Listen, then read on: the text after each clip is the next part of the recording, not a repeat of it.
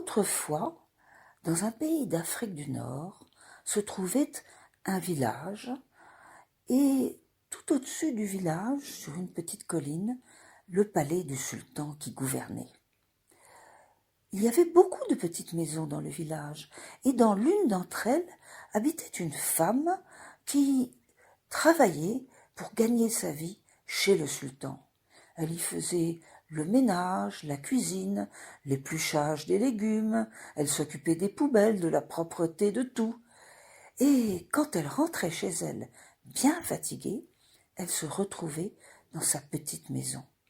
Mais là, dans sa petite maison, il fallait aussi qu'elle travaille pour garder le sol bien propre, pour préparer son repas du soir, et aussi parce qu'elle avait un tout petit jardin, et dans ce jardin il y avait un puits, il fallait tirer l'eau du puits, et puis il y avait quelques légumes qui poussaient, quelques fleurs, il fallait arroser, il fallait enlever les mauvaises herbes, et la femme s'occupait de tout ça. Mais tous les soirs, après son travail, elle s'adressait à son Dieu, et elle lui disait « Oh, comme j'aimerais avoir un enfant, comme j'aimerais avoir un enfant !» Et le temps passait. Un jour, elle était en train de trier des grains de cumin. Oh, le cumin, vous savez certainement ce que c'est. Ce sont des petites graines, toutes petites, avec un bout pointu, et on s'en sert pour la cuisine parce que ça donne bon goût. Et la femme était en train de trier les grains de cumin pour enlever ce qui était un petit peu moisi. Et tout à coup, au milieu d'eux, elle a trouvé un grain un peu plus gros que les autres, qui était collé avec un tout petit grain. Alors elle a dit « Oh, mais c'est pas possible, même les grains de cumin peuvent avoir des bébés, et moi qui n'en ai pas. Oh, je suis la plus malheureuse des femmes, et même un grain de cumin, pour moi, ce serait suffisant. » Au bout de quelques mois, elle a senti son ventre qui se tordait, qui bougeait. Elle s'est allongée, et voilà qu'est sorti d'elle un petit grain de cumin. Elle a compris que c'était l'enfant que le ciel lui avait promis. Alors, elle a préparé un petit berceau dans une boîte d'allumettes avec un petit peu de coton au fond, et quand elle a dû repartir pour travailler, elle a posé la petite boîte d'allumettes sur une étagère, bien en sécurité.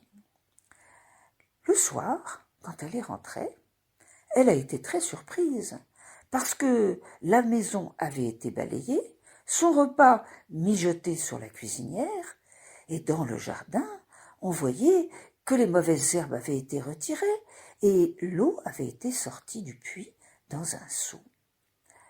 À partir de ce jour, ça a été la même chose tous les soirs. Elle retrouvait toujours sa maison en parfait état et son jardin bien entretenu. Et il était devenu un des plus beaux jardins du pays, avec de belles fleurs et de bons légumes. Mais le sultan avait un fils. Ce fils, le prince, qui devait lui succéder, s'ennuyait toute la journée.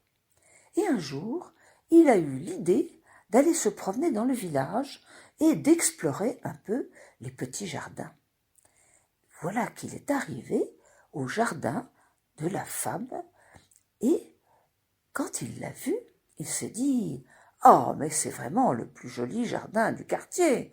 Tiens, on dirait qu'on y cultive des radis. » Et il a arraché un radis, il l'a lavé dans le seau, il l'a goûté. Quel délice! Je n'en ai jamais mangé d'aussi délicieux. Et il a pris un second radis, mais au moment où il arrachait le second radis, tout à coup, il a senti comme une petite poussière qui se mettait dans son œil droit. Mais cette poussière, elle lui faisait mal à l'œil. Alors il a vite regagné le palais du sultan son père, et il a demandé de l'aide pour son œil qui commençait à gonfler un petit peu et qui lui faisait mal. Le sultan a appelé ses médecins. Les médecins ont regardé l'œil. Ils ont dit « C'est un grain de cumin qui s'est introduit dans l'œil du prince. Mais hélas, nous ne pouvons rien faire parce que, en enlevant le grain de cumin, nous pourrions abîmer l'œil du prince. Il faut attendre et pour l'instant ne rien faire. » « Oh, a dit le sultan une fois de plus, vous êtes des ânes, allez-vous-en !» Et il a appelé son crieur public en lui demandant d'annoncer dans tout le pays que la personne qui arriverait à ôter le grain de cumin qui faisait souffrir l'œil du prince serait récompensée par un sac de pièces d'or d'un poids énorme.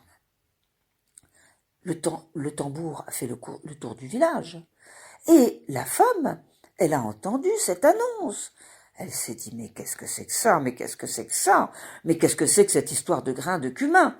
Et elle a décidé d'aller jusqu'au château du sultan et de rencontrer le prince. On l'a introduite. Et le jeune prince, allongé sur son lit, avait très mal. La femme a regardé l'œil. Et tout de suite, elle a reconnu Knimna, sa fille, grain de cumin.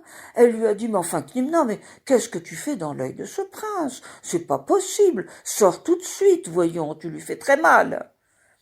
Mais Knimna a répondu, moi? Sortir de son œil? Mais pas question. Mais tu sais ce qu'il fait? Lui qui est si riche, lui qui est fils de sultan, il vient dans les jardins, il est venu dans notre jardin et il a commencé à nous voler nos radis. Oh, lui a dit sa mère, mais c'est pas si grave, soulage-le, sors de son œil. Ah, non, a dit Knimna, pas question, je ne sortirai de son œil que s'il promet de m'épouser. Quand le sultan a entendu ces paroles, il a été horrifié. Quoi, son fils, le prince, n'allait pas épouser un grain de cumin. Mais le prince n'était pas de cet avis. J'ai tellement mal, que j'accepte d'épouser ce grain de cumin. Alors Knimna a sauté au sol, et à peine le grain de cumin avait touché le marbre qu'il s'est transformé en une magnifique jeune fille, tout de rouge vêtue, avec des cheveux noirs et bouclés magnifiques et des yeux pétillants. Alors, le prince a été tout content et le roi s'est consolé. On a organisé le mariage qui a été, bien sûr, absolument splendide. Tout le village était invité et surtout celle qui était parmi les invités les plus nobles et les plus importants, eh bien, c'était la mère de Knimna, toute joyeuse, vêtue d'une belle robe. Et jusqu'à la fin de ses jours, elle a vécu dans le palais du sultan, à côté de Knimna et du jeune prince, qui allait prendre le pouvoir bientôt. Ils ont eu très vite plusieurs enfants, et la vieille femme était si heureuse d'être entourée de ses petits-enfants que tous les soirs, elle leur racontait de nouvelles histoires.